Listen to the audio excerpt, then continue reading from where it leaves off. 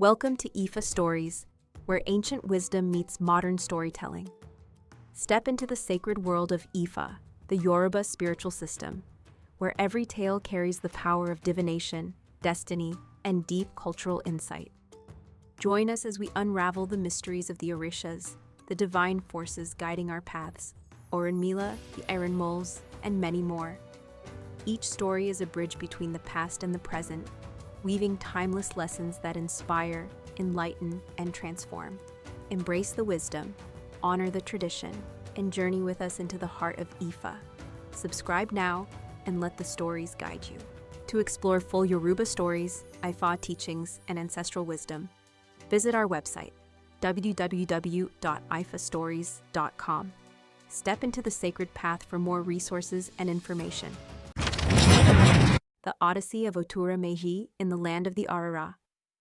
Story. Òtúrá Méjì was married to the daughter of a military man named Tise Balaku, and she had the flaw of being very curious. When he realized this, he told her that, for her own good, she had to stop being curious. That curiosity was a very dangerous trait in life. One year, Òtúrá Méjì's wife asked him to cultivate the fields. He told his curious and ignorant wife to go find someone willing to work those lands. The woman couldn't find anyone who would agree to her terms, so she pleaded with her husband to handle the matter himself.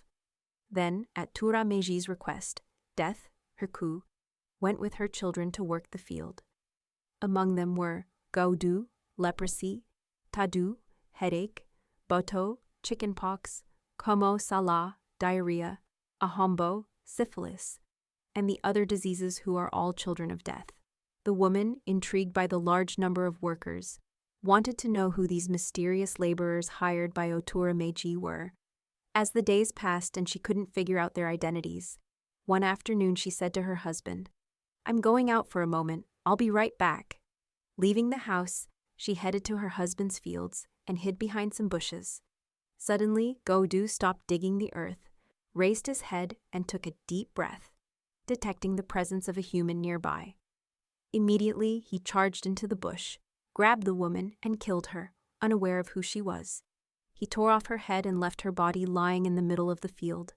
At dawn, as he did every morning, Òtúrá Méjì went to inspect the work that had been done the night before, and upon seeing his wife's head, he exclaimed, "How much I advised and taught you to be respectful and not to be curious.